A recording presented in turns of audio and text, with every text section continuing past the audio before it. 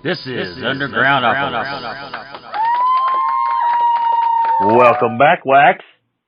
Hey, thanks, Rob. Really appreciate you having me, buddy. So, I haven't said the name of the album yet out of fear of mispronouncing it. Let me tell you.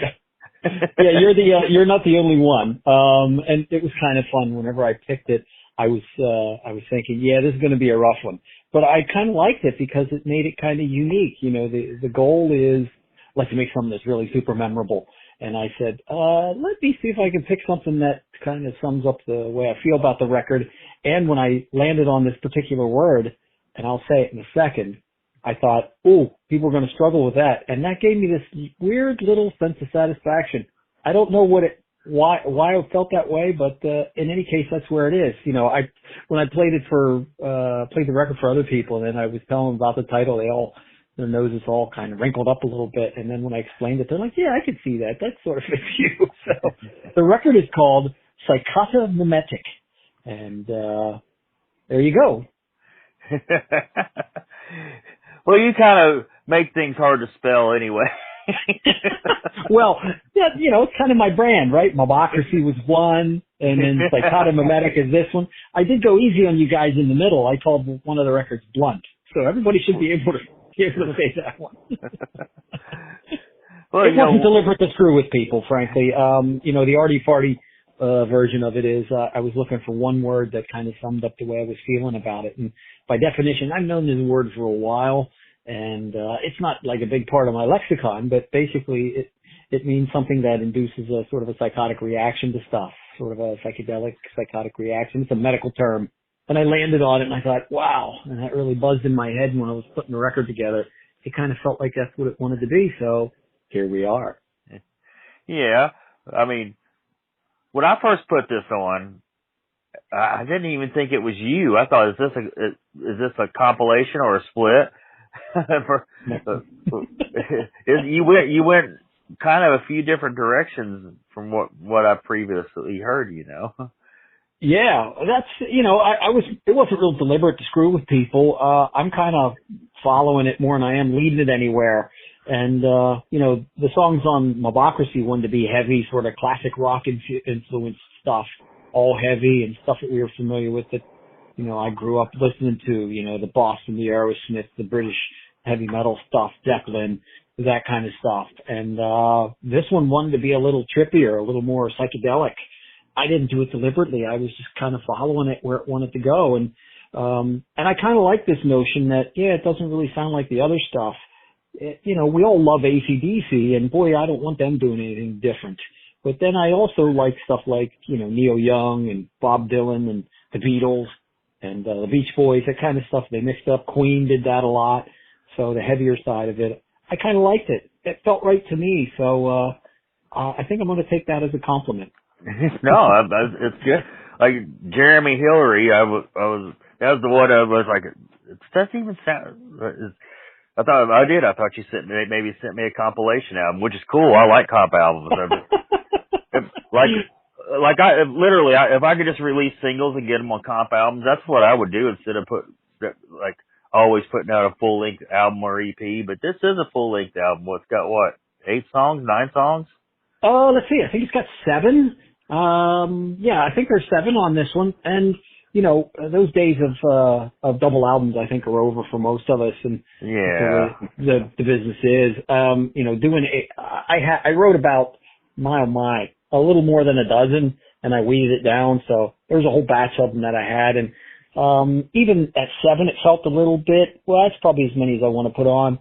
You know, I could certainly make a full-length album, but it just didn't make sense given where I am in the food chain and how people consume music. And, you know, I could have put a dozen on a CD. We're thinking of maybe possibly doing some vinyl later on. So that was another thing that was on my mind is, boy, could I do more songs and they'd all make the vinyl? Probably not. I'll be lucky if we can get all these on vinyl. Well, you got 22 minutes aside on vinyl. Yep. So we'll be good, and if we go that way.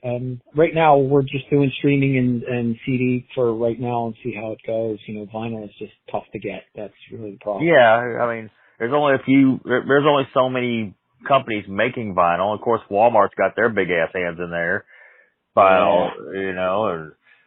And not that I don't like Walmart. I it's right by my house, so I go there quite a bit. I think it's right by everybody's house, man. Walmart's everywhere. Yeah. No, I appreciate what they're doing. Yeah, we'll see. The main thing was, you know, I kind of know where I am and what I'm doing and the audience I'm trying to talk to.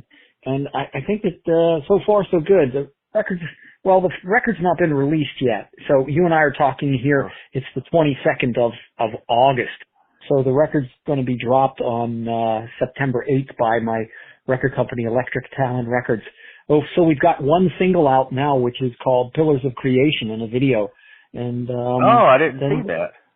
Yeah, there's a video out for that. If you get a chance, check it out.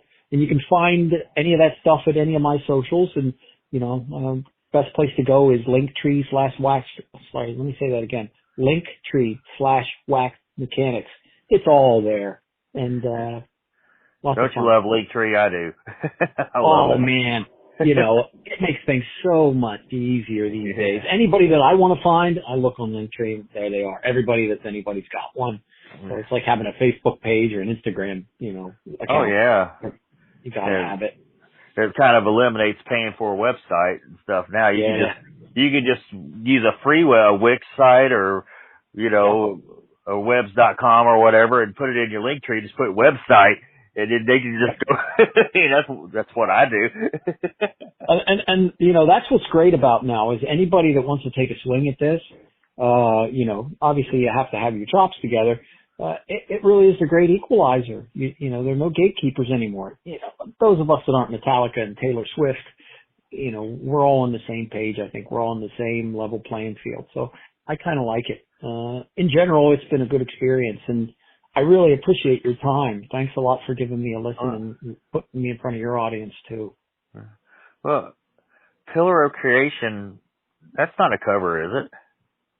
Pillars of Creation. Well, the whole record is, well, it's kind of split. The short answer to your question is, it is partially a cover. So if you take a close listen to it, there's a famous tune that I retooled and souped it up. So I took this really familiar tune and I kind of stripped it down and I put new lyrics to it and completely reformatted the instrumentation. I'm going to let you guys dig into it and tell me what you think. Once you hear it, I think you'll understand why I'm talking about it like this. It was a lot of fun. You know, I write all kinds of original stuff, and there's about half originals and half quasi covers on this record. Actually, there are 3 quasi covers and 4 original tunes on it, to be honest with you. So, Pillars of Creation. Listen to it when you get a chance, and then tell me what you think. Oh, it's good. It really showcases your skills as a vocalist. That song really it stuck out. Your vocals stuck out really well to me anyway. You know, music is subjective, so to me that's the one I was kind of there's Wax. Well, the one I said there's Wax. This was called Once Upon a Lie.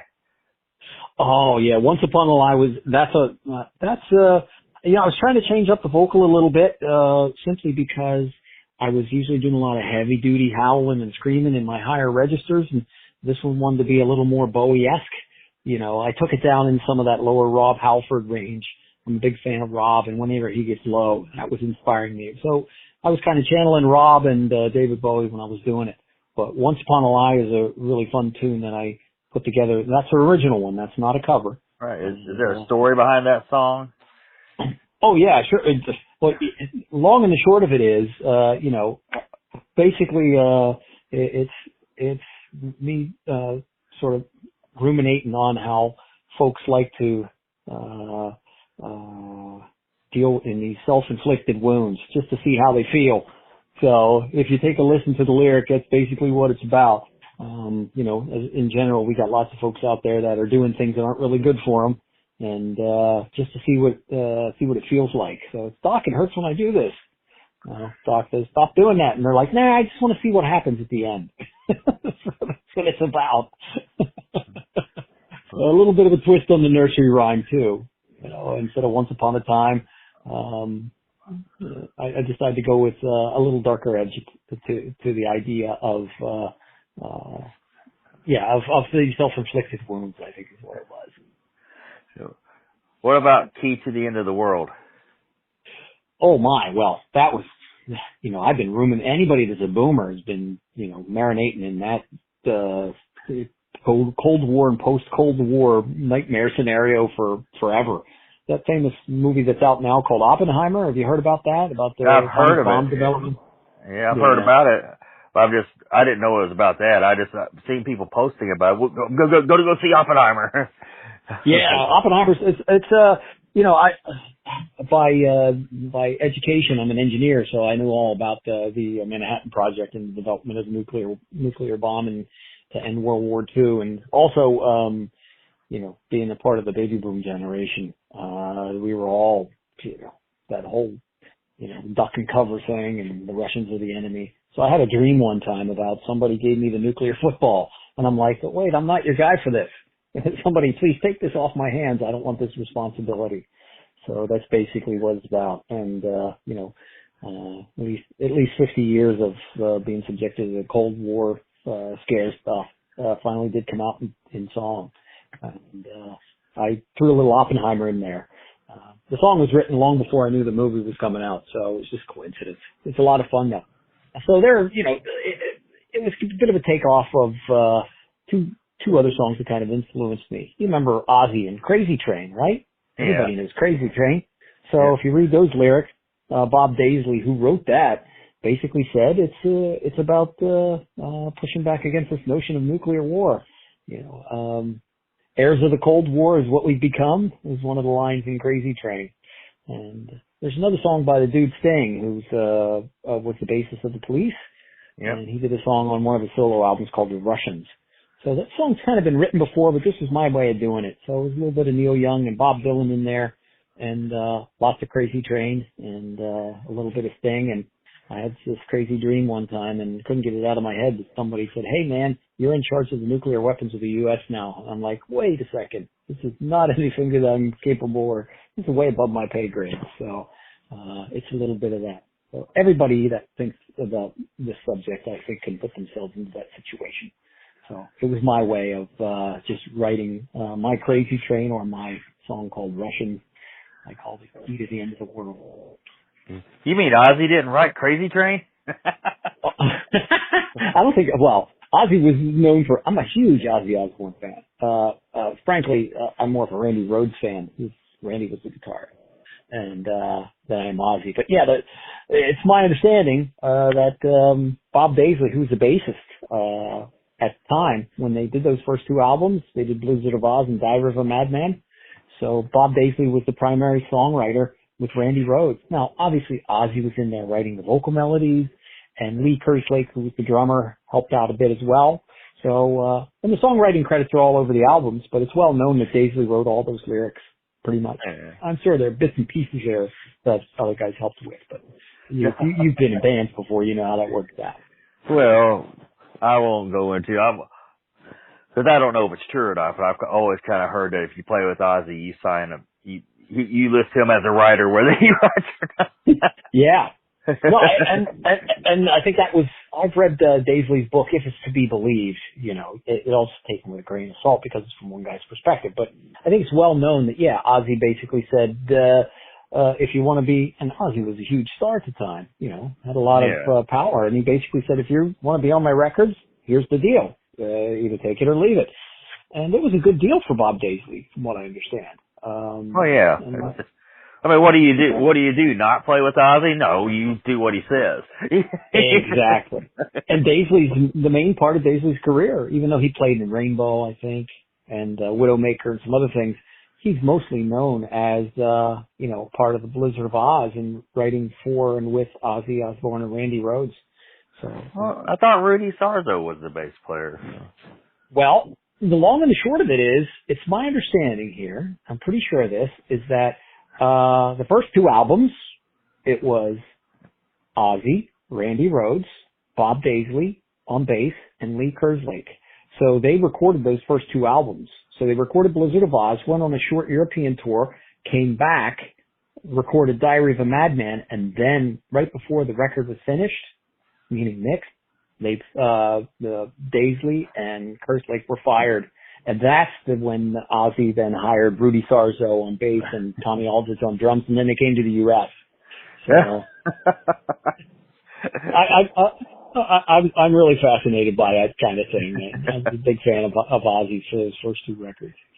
So, who all was playing? Did you play guitar on this album? Yeah, I played. Okay. Yeah, basically it was me. I had three other guitar players. So I played. I didn't play any electric this time. I played mostly acoustic. So the acoustic parts are pretty much me. There's a guy, he's a really good friend of mine who's on my other record. My go-to guy, his name is Tom Altman, and Tom is guitarist and bassist on a handful of the tunes. And Tom's a great guy. I've known Tom for 30 years, and that guy's just amazing. He's about my age. We've kind of grown up and we're marinated in the same sort of stuff, so he pretty much knows what I want to do before I do it, and before I even know I'm trying to do it. So Tom's all over the record. And then there's a band, sort of a dirty groove rock band from my neck of the woods. They're called Crowbot, and there's a guitarist. His name's Chris Bishop, and Bishop is amazing, and he's all over my records too. So it's me, Tom Altman, and Bishop. Now, one guest appearance by a new buddy of mine on Once Upon a Lie is a fella by the name of Kenny Rosario Pugh. Kenny's my buddy from Philadelphia, and he's a bit of a session musician, so Kenny and I have been meaning to work together for a while. So all that really cool staccato stuff or arpeggiated stuff that's on Once Upon a Lie, that's Kenny. And me and Tom are in the background slamming along too. So Tom mostly plays bass, and the rest of us were hacking away on guitars. I did some drums on some of the songs as well. Played harmonica on one of them. There's that song Two Left Feet that's on the record, and it's got a bit of a Jack White kind of White Stripes thing going on. And there's some harmonica on it, so I played some harp on that too. And it was a lot of fun. And backing vocals, I got a bunch of guys, and one particular gal who's a good friend of mine too, that are helping me on it. So it's me, Electric, who's my producer. There's a dude who's a lead vocalist for this band, Crowbot. His name is Brandon Yeagley. Dude is amazing, and he's my buddy, and he's been on all my records. He's doing backing vocals. Also another friend of mine named Mason is doing backing vocals as well. So we like to get our Queen and our Beach Boys and our Beatles on when we can. And then to keep us all sane and in line, there's one of our friends, Marissa Wollner, to add that nice little female touch to it. So you'll hear her on there quite a bit too. So we're all in there doing a great job. I just surrounded myself with a lot of really good, talented people like I did on the last couple of records. If it ain't broke, don't fix it kind of thing. So, and they all love the same kind of thing that I do. A lot of them come from different places too, which is good. I mostly come from hard rock and, the real heavy stuff.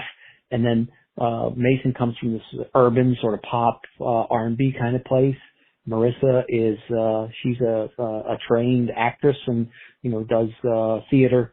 So, and Brandon is just all balls to the wall, heavy rock, Chris Cornell kind of stuff, with Robert Plant thrown in there and a little bit of Ronnie James Dio. So really, really good stuff. All right, man. The album's coming out September 8th. That's correct, right? September 8th. It's called, let's say it one more time with love. Yeah, say it one more time before we wrap it up. Psychotomimetic. And it's out on Electric Talon Records, so go ahead and grab it. We're in Philly, and most important thing is I want to tell you, Rob, I really appreciate you having me, brother. I really can't overstate how much I appreciate what you do, and not just for me, but for other folks like me. So thanks so much. That is all our time we have for now. Thank you for listening to Undergroundopolis.